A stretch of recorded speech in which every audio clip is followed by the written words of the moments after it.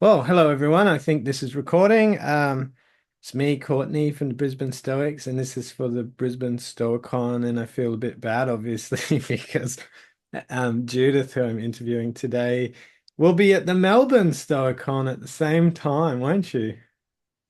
Yep, that's right, 26th of October.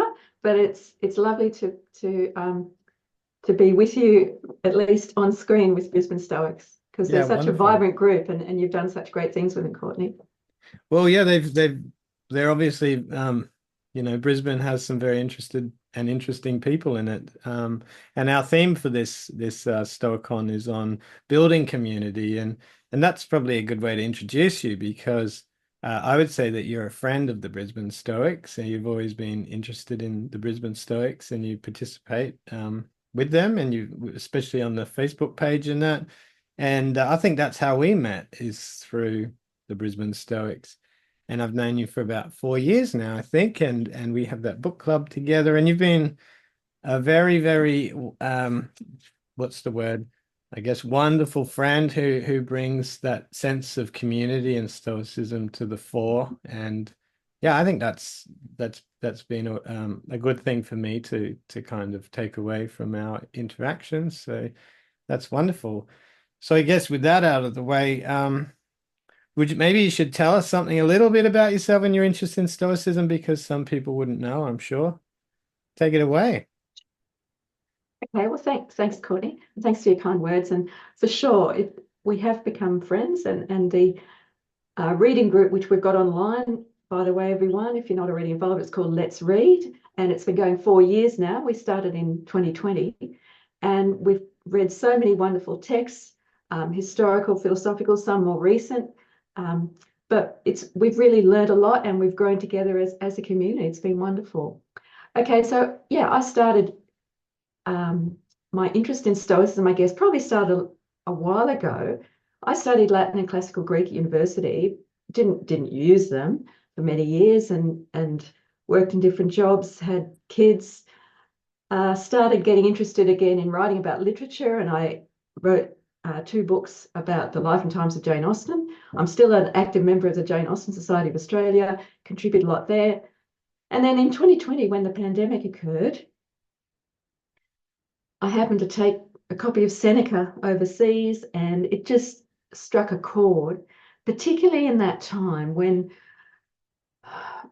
for the first time, perhaps in all of our lifetimes, we were experiencing some of the same things that people in antiquity were very familiar with, like exile, effectively being cut off from your home, or contemplating pandemics, or not having the freedom that we've been accustomed to having. So all these things were very relevant themes, and it turned out that they were there in some of the Stoic writings. And so, yeah, that year, 2020, we started meeting online, and we did our first Stoicon all online that year. I'm still involved in the organising team for Stoicon X Melbourne. We've now had 3 in-person events, and we're coming up for our 4th. And that Stoicon phenomenon is part of the Modern Stoicism organisation. So the Modern Stoicism organisation is a non-profit. It's got members from all over the world, and it seeks to promote the study and the practical use of Stoicism in our world today. So there's practitioners, there's people involved in psychology, but people like myself who are more involved in the literary side of things. I'm the assistant editor of the journal that's called Stoicism Today. So in all these ways, I've been able to get involved, which has been wonderful. Oh, that's great. So modern Stoicism, did you seek them out or did they seek you out? How'd that work? So I was a keen reader of Stoicism Today for a while and started contributing articles, and then I started finding all these typos, and I pointed them out to Phil, well, not sorry, not to Phil, to Harold and Greg Sadler, who were on the editorial team at that time. Harold's now the editor, and I kept doing this, and eventually they invited me to just come on board, come on the editorial team myself. So that's how that happened. Oh, wonderful. And if people were interested here at Brisbane Stoics about modern Stoicism, I mean, how does it help for them to get involved with them? Is it so they can read articles online or connect to other people? Yeah, what's it all about? I think, well, there's both of those things. Recently, as you would have known from connecting with Phil, he's been involved in having these conversations with Modern Stoicism, and that's an online meetup where they have a speaker and people have the opportunity to interact. Unfortunately, the time zones are a bit challenging for people in our part of the world, but more recently, the Southern Star Stoics has started up, which has really come out of, I would say, um, Phil's, it's kind of inspired by Phil's project with the conversation. So that's more in our time zone. So, but yeah, if people want to go onto the Modern Stoicism website, I will say the website's going to get a refresh in coming weeks and months because it perhaps is looking a little as though it needs it. But people can look at the Stoicism Today articles. You can read back. There's articles of all kinds. Mm. There's memoir. There's all kinds of reflections, book reviews. It's worth just having a good look around and finding some material that might strike a chord. Definitely. And I was going to ask about, oh yeah, there's some really good Facebook pages too. Like we're a member of several of them. There was the Stoicism one by Donald Robertson. I think that's on pause at the moment. There's ones popping up left, right, and center, and there's the Zenonian one, which is a very interesting one. Um, I was going to ask, do you think, because this is my impression, that the more you get involved with, say, modern Stoicism in a few of these select groups, you feel like you're kind of in the center of it all, aren't you? I mean, that's a pretty interesting phenomenon for, this is not a religion, but any kind of cult phenomenon or new movement, philosophical movement, for example, to be at the kind of you can if you wanted to, if you wanted to jump in, you can kind of get very close to the center of it pretty easily, wouldn't you say? Yeah, that's right. And I think that's what the online environment's been able to do.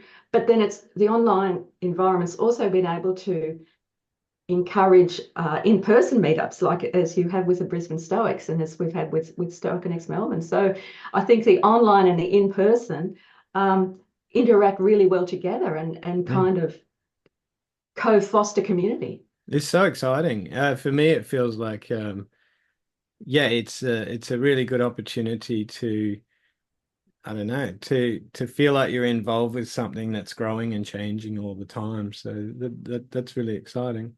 But I know that you're probably interested in Seneca. You're doing the thing with you're doing soul searching with Senecas with another person from Australia. He lives in America Yep, now.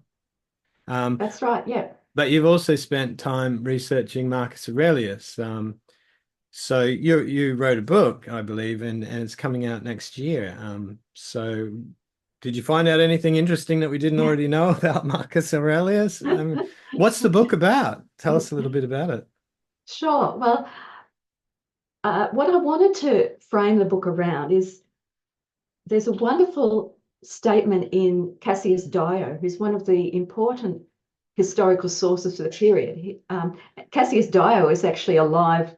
His life overlapped a little bit with Marcus Aurelius. He was a child in Marcus Aurelius's later life. So it was kind of really close to the events.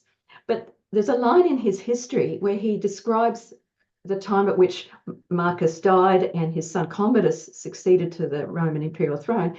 Cassius Dio says, it was as if Rome had gone from a kingdom of gold to a kingdom of rust and iron.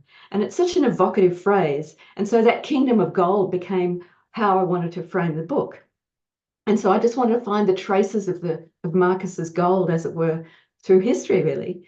So I'll talk about 3 chapters in the book. There's 17 altogether, so it's just a teaser.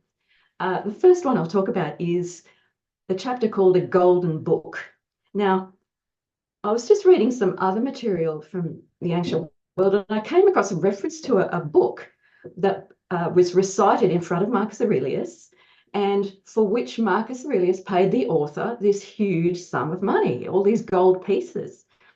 And I thought, wow, I haven't really looked into this. I'd better have a look. It turned out this book was called Haleutica, and that means fishing stuff, fishing things.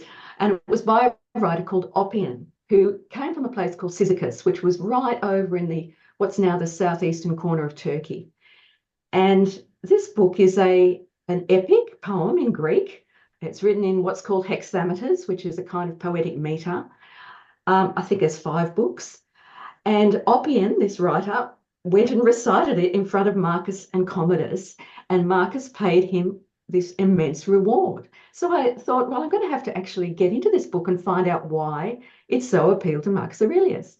Anyway, I did read it, and it's wonderful, and I have a chapter about it in my book. So there was a whole genre of books about fish, as it turned out, in ancient Rome. But I think a part of it was kind of an interest in nature, right? So it's a bit like a nature documentary from today. We are always interested in the deep and all the strange creatures you find there. And that's what this book covers. But it also seemed to me that it really fits well with a Stoic worldview. We know, and this is something that we've talked about before, Courtney, is the Stoic worldview stresses that humans are part of an animal kingdom. You know, we have relationships with the animal world as we do with the human world. And that's what this book emphasizes. It talks about all the different species of fish. It talks about all their behaviors. It talks about the cetaceans, as we call them now, so the whales and the dolphins. And there was a really interesting line that's something like, they used to be humans. And I found that so interesting because scientists nowadays think that the cetaceans were actually descended from land mammals. And so it's almost as if this kind of insight into the mammalian kingdom. Where do you think they got that idea? Well, the dolphins particularly were very celebrated in Greek legend as previously having been human. It comes up in various legends. But so Oppian talks beautifully about the way that the dolphins, for example, look after their young. And he also talks beautifully about the way the seals interact with their young. And so he draws these kind of correspondences between human life and the cetacean mammal life, which are, again, beautifully done and completely, as I say, consonant with a Stoic worldview. And so I came to the conclusion that, oh yeah, I can understand why Marcus really appreciated this book and probably why he gave the author this incredible reward. So yeah, that's one of the chapters of the book, and it really turned out to be a golden book. Makes a lot of sense because I guess, you know, if you forget about, say, some of the modern kind of ways of looking at Stoicism from a mechanistic point of view, they're kind of more organic, and the more organic perspective, the way of looking at Stoicism as being a philosophy that's very much interested in how life is operating in some sort of cosmic harmony, and all of that makes it flourish and grow. And yeah, I think that would be something, you know, as you've obviously pointed out, that Marcus Aurelius would be interested in, and I imagine Seneca would probably be interested in too, because he had a lot of natural questions too, didn't he? Yeah, that's exactly right. There's a biography of Marcus by someone called Frank McLean, which a lot of people read. It's a very, very long book. And Frank McLean says something like, well, Marcus wasn't interested in art and mathematics and music and all these things. And I'm like, really? You just have to look a little bit deeper and see that he would have really been interested in things like this. But you're absolutely right. Seneca, of course, had his natural investigations. He looked into other species. He looked into natural phenomena. And it was a way of knowing the workings of the cosmos, was a way of getting closer to the divine. That's absolutely what Seneca was doing. And I think there was certainly a theological aspect to what Oppian was doing in this book. He talks about the creator god, Zeus, and he talks about Poseidon. And he talks about the dolphins as the messengers of Poseidon. You know, they were seen as holy animals. So there's very much a sense of the divine in the book. So whereas Plato, I guess, it seems to be fixed more on abstractions and abstract mathematics, and Aristotle's the first taxonomist, I guess the Stoics have a bit of a synthesis between the two. Yeah, I'd say that's absolutely right. Certainly, there's an Aristotelian tradition about investigating nature. So some of the early work on on the fish questions was done by people from the peripatetic school. But yeah, I think it certainly fits perfectly well with a Stoic worldview. I'll just talk a bit about one other chapter from the book, if I Yeah, may. please, please, please. And um, it's about, again, this is something that a lot of people kind of take note of the fact that Marcus and his wife Faustina had all these children, and a lot of them died. But what I haven't seen is kind of a really in-depth investigation there. And so well, I can't claim to have done a really deep investigation. I have kind of looked at some of the issues involved in my book. So to just sketch the issue here, in the history of the Roman imperial family, before Marcus, there was only one emperor who had two sons surviving to adulthood. So that was Vespasian, and he had two surviving sons, Titus and Domitian, both of whom succeeded him, but neither reigned very long. And in fact, Domitian became a tyrant and he was assassinated. And so then there was another period of chaos. And so basically, the imperial house seemed to have a lot of trouble bringing up heirs surviving to adulthood. So there's questions of, well, why was that such an issue? It was an issue to do with the importance of the role, obviously.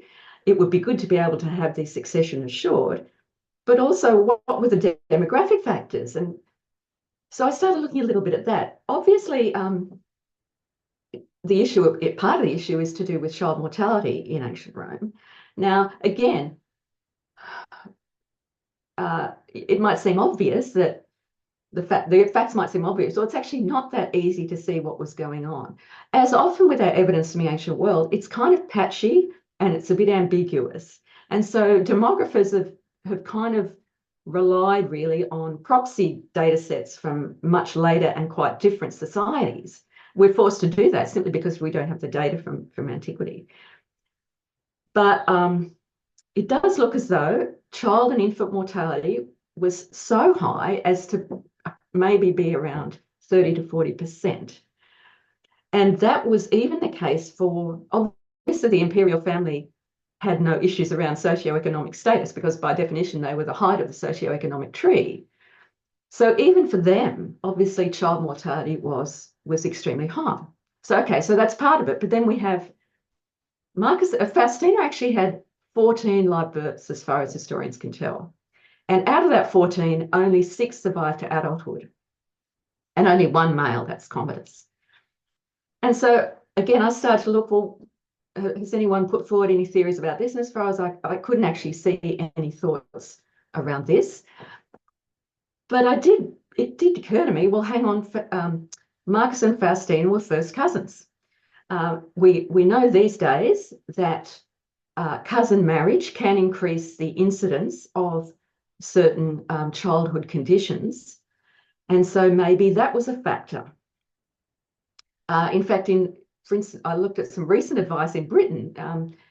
In Britain, in recent decades, a lot of communities in which first cousin marriage is very much a thing. So there's official advice put out that tells people, okay, well, if you're thinking of marrying a cousin, these are some of the matters that you might want to consider. And one of those matters is that the incidence of certain childhood conditions can be a lot higher. So maybe that was going on with Marcus and Faustina as well. I will just point to the fact that we do know about 2 of their children, were the sort of the circumstances of their deaths. The first one is their very first child, who was a little girl, Domitia Lucilla, named after Marcus's mother. And that was quite early. That was in the 140s when Marcus hadn't yet succeeded to the imperial throne, but he was helping Antoninus Pius on a daily basis. And Marcus writes to Fronto about little Domitia's illness. And he's obviously very concerned, I would say. And then... How old was she around that time? Do you know? Sorry, how old was he, or The how old girl, was the Domitian? daughter. Oh, she was only one or 18 months old, or 2, only about 2, yeah. Because I heard And a podcast talking about these ancient Roman emperors recently, and it was by some guys at the university, I think Notre Dame, and they were saying there was a certain age, 5 or 6, I can't remember exactly, where if the child got to 5 or 6, they were considered like more likely to survive. I think it was for the selection of the Vestal Virgins. That was what I was listening to. But they were making a point that, yeah, if a child got sick before that age, it was considered a kind of not a good sign, pretty much. But anyway, sorry to interrupt. Yeah, no, that's right. And because the infant child mortality was so high, if a child survived to kind of puberty, basically, then they were probably okay. Although, again, even adult life expectancy was a lot less. But it was low, partly because partly it was skewed by high infant and child mortality.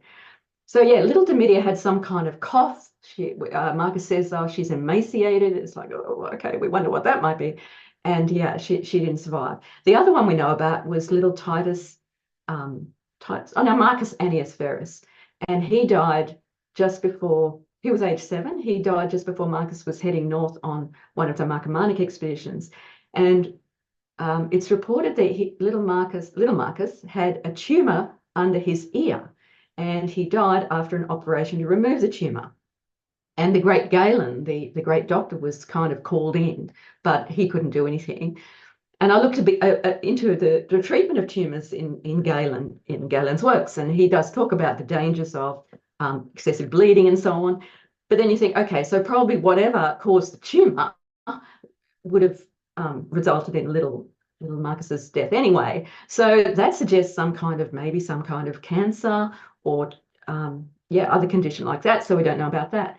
But one thing that's important to realize is this was something that Marcus dealt with on an ongoing basis. It was something he was always dealing with for himself. And in the first book of the Meditations, he says he learnt from one of his teachers, Apollonius, how to. Apollonius was obviously a very fatherly kind of person, but he also taught Marcus how to be on the death of a child. He actually says that. And so Marcus was always learning how to cope with this very, very confronting situation, which he and Faustina had to confront so often. And I think we can easily forget the impact of all these sad occasions on Marcus and think, oh, maybe he didn't feel it. I think he felt it. I think he was always having to work on it. And he's always reminding himself of Epictetus's advice, yeah, the child might not survive the next day. So that's a kind of a sad chapter, but I think it was important to kind of come to grips with this matter, partly because it is so confronting to us as people who are maybe parents now, but also to see the role it must have played in Marcus's ongoing therapy for himself, really, which is what we see in the Meditations. On a Definitely. happier note, another chapter of my book is about what impact the Meditations kind of had on literature. And of course, that's a huge subject.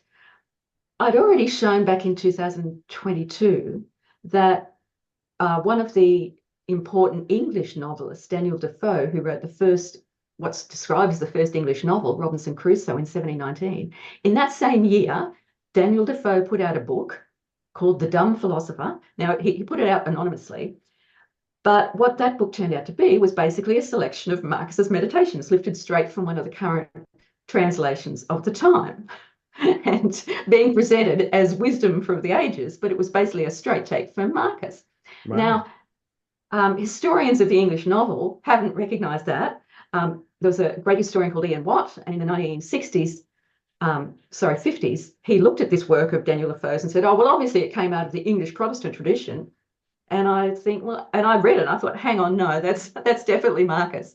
And so I was able to Wow. demonstrate that was in fact a straight take from Marcus. So I that remember that this. is, Yeah, that's yeah, amazing. Yeah, this is really incredible. Like you've discovered something that no one else had noticed. That's brilliant.